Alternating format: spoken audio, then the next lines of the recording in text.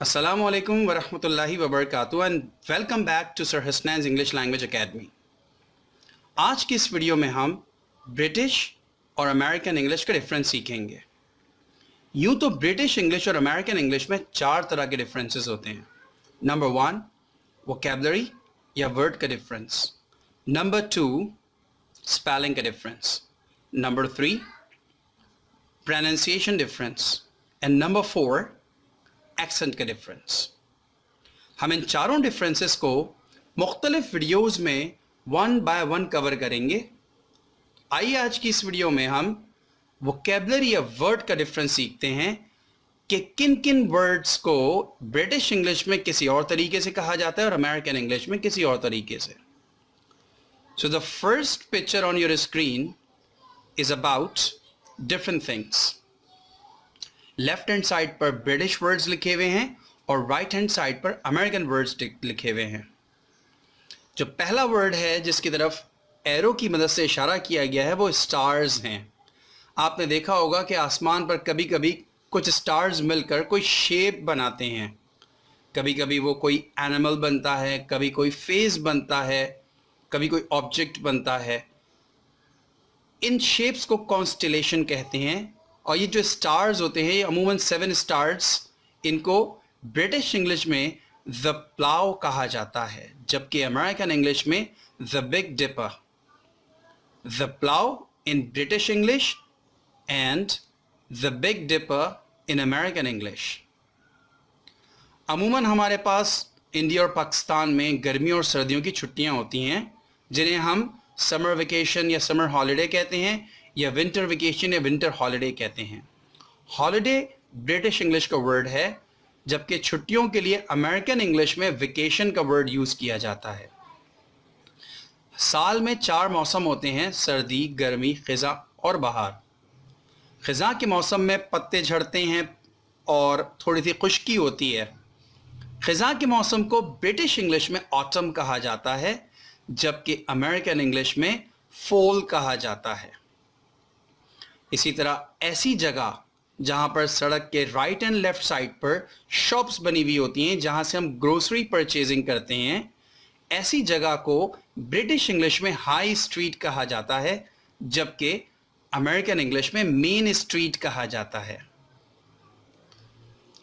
अब जो next screen आपके सामने मौजूद है वो है वेजिटेबल्स के बारे में, सब्जियों के बारे में। तुरई, पाकिस्तान और इंडिया में जिस सब्जी को तुरई कहा जाता है, ब्रिटिश इंग्लिश में इस सब्जी को कॉजेट कहा जाता है। Courgette. Mind the spelling and the pronunciation. Spelling में जी आ रहा है लेकिन इसकी प्रोनाउंसिएशन है कॉजेट। और अमेरिकन इंग्लिश में तुरई को जुकीनी कहा जाता है। Courgette in British English and zucchini in American English.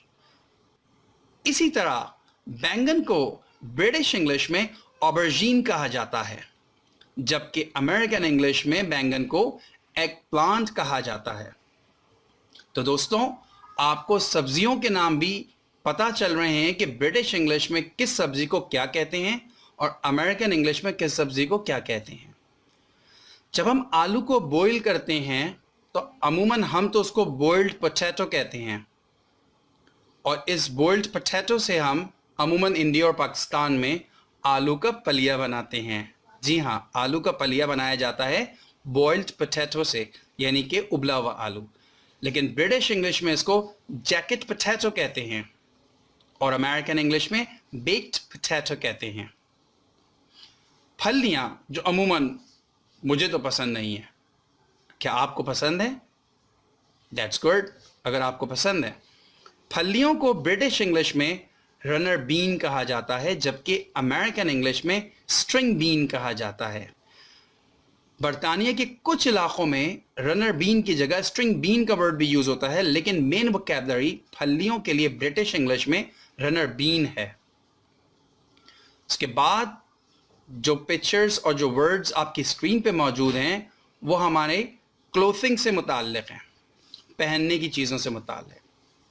हम बचपन में तमाम शूज़ को शूज़ कहते थे, तमाम जूतों को शूज़ कहते थे, लेकिन जब बड़े हुए तो पता चला कि शूज़ में भी डिफरेंट टाइप्स होती हैं। वो जूते जो हम वॉकिंग या जॉगिंग के लिए यूज़ करते हैं उन्हें ब्रिटिश इंग्लिश में ट्रेनर्स कहते हैं, जबकि अमेरिकन इंग्लिश में स्नीकर्स कहा जाता है। और सर्दियों में हम स्वेटर इस्तेमाल करते हैं ताकि हमें सर्दी कम लगे। स्वेटर अमेरिकन वर्ड है, जबकि ब्रिटिश इंग्लिश में इसी स्वेटर को जंपर या पुल ओवर कहते हैं। शलवार कमीज के ऊपर जो चीज़ हम पहनते हैं उसे वेस्ट कोट कहते हैं ब्रिटिश इंग्लिश में, जबकि अमेरिकन इंग्लिश में इसको वेस्ट कहा जाता है। इसी तरह बचपन में हमारी मदर्स हमें गैलिस पहनाया करती थीं ताकि हमारी पैंट लूज होने की वजह से, ढीली होने की वजह से उतरे ना। तो उन गैलिस को ब्रिटिश इंग्लिश में ब्रेसेस कहते हैं, जबकि अमेरिकन इंग्लिश में सस्पेंडर्स कहा जाता है। हमारे और आपके सबके घरों में जो घड़ियां लगी हुई हैं, कभी रिस्ट वॉचेस हम हाथ में पहनते हैं या दीवार पर जो घड़ी लगी होती है क्लॉक, उसकी जो नीडल्स की डायरेक्शन होती है वो राइट हैंड साइड पर होती है।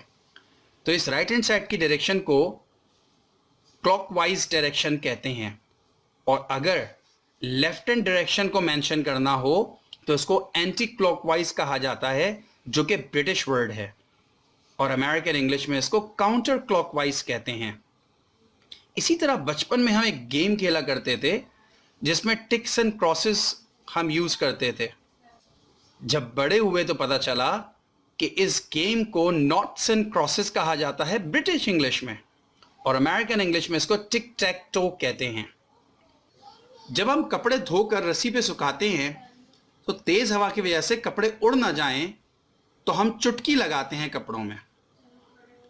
ब्रिटिश इंग्लिश में इस चुटकी को क्लोथ्स पैक कहते हैं, जबकि अमेरिकन इंग्लिश में क्लोथ्स पिन कहते हैं। इसी तरह बर्तन धोने के बाद जिस कपड़े से बर्तन को खुश्क किया जाता है, ड्राई किया जाता है, ब्रिटिश इंग्लिश में इस कपड़े को टी टॉवल या टी क्लॉथ कहते हैं, जबकि अमेरिकन इंग्लिश में डिश टॉवल कहते हैं।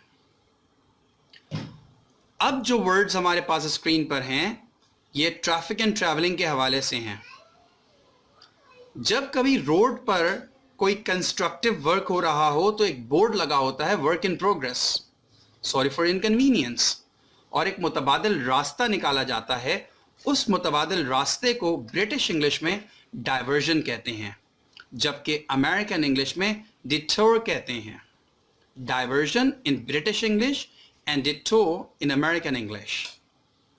जब किसी रोड के ऊपर से कोई पुल बनाया जाता है, गुजारा जाता है, तो ब्रिटिश इंग्लिश में उस पुल को फ्लाईओवर कहते हैं, जबकि अमेरिकन इंग्लिश में ओवरपास कहते हैं। ऐसी गाड़ी जिसमें कोई सामान एक जगह से दूसरी जगह मुंतकिल किया जाता है, उस गाड़ी को ब्रिटिश इंग्लिश में लॉरी कहते हैं, जबकि अमेरिकन इंग्लिश में ट्रक कहते हैं। और जो सड़क का रास्ता होता है इसको ब्रिटिश इंग्लिश में रोड सरफेस कहते हैं, जबकि अमेरिकन इंग्लिश में पेवमेंट कहते हैं। और अब जो वर्ड्स हमारे सामने स्क्रीन पर मौजूद हैं ये कार्स से मुताल्लिक हैं।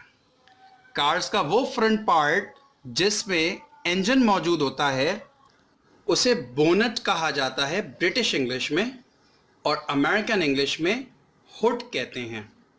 जबकि गाड़ी का जो रियर पार्ट होता है, पिछला हिस्सा होता है जहां हम सामान रखते हैं, उसे ब्रिटिश इंग्लिश में बूट कहते हैं, जबकि अमेरिकन इंग्लिश में ट्रंक कहते हैं।